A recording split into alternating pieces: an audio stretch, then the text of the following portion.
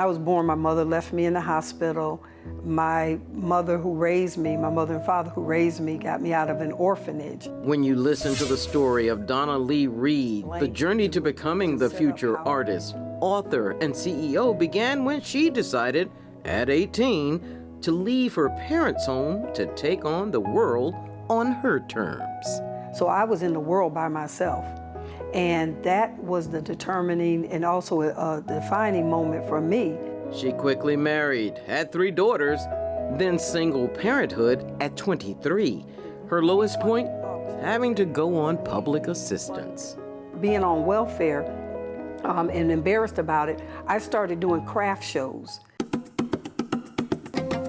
Her home shows off the handiwork that kept her family afloat. Yet at all those craft shows, the mom of 3 faced many who simply didn't believe she was the artist. Because they would look at me and think, you know, you probably didn't make these items, right? And I would say the Feed the Reed Foundation, because I had reeds, little reeds underneath that table that needed to eat. Reed literally handcrafted her way off welfare. That foundation led to her return to college and a business degree. It was also the start of a more than 30-year career that led to a company for her then teenage daughters, Tea Bags. Her daughters' names all start with T, and the insulated custom lunch bags were a hit. I made them do 30 bags, and we went to an event, and they sold those bags the first day of a 4-day event. That is when they caught the vision. She always wanted to create stuff, and so us being our little daughters, we just thought that was awesome because we could always help her. With teen daughters, her home became the center for young people, with Donna as everyone's mom. We're almost finished. It's also how her journey to help homeless teenagers began. So when my younger sister, she was, we adopted her as a teenager, and she was actually my best friend. So it's very close, you know what I'm saying, Nick, because when I saw her, when I went to go visit her, and she was like, she's in a group home, I was like, you know, I kind of cried to my mother.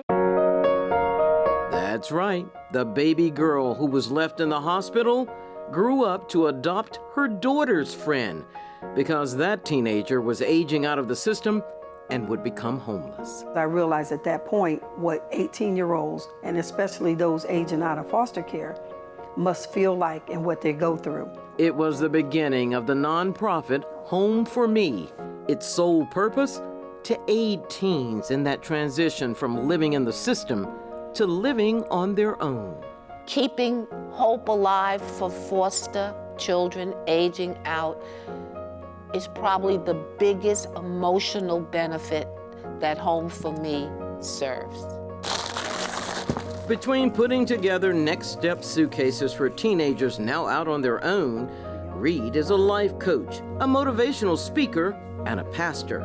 Her art provides one outlet while helping teens in the community help to keep her connected. So did the child who was left in the hospital make a difference?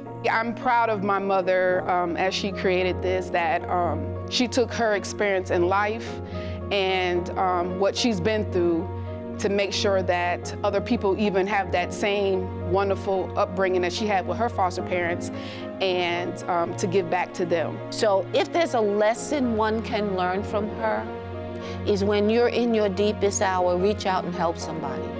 That changes everything for you. I think that's the mantra she lives by. From abandoned baby to community activist and CEO, it's an American journey that speaks to many. For Carolina Impact, I'm Bea Thompson.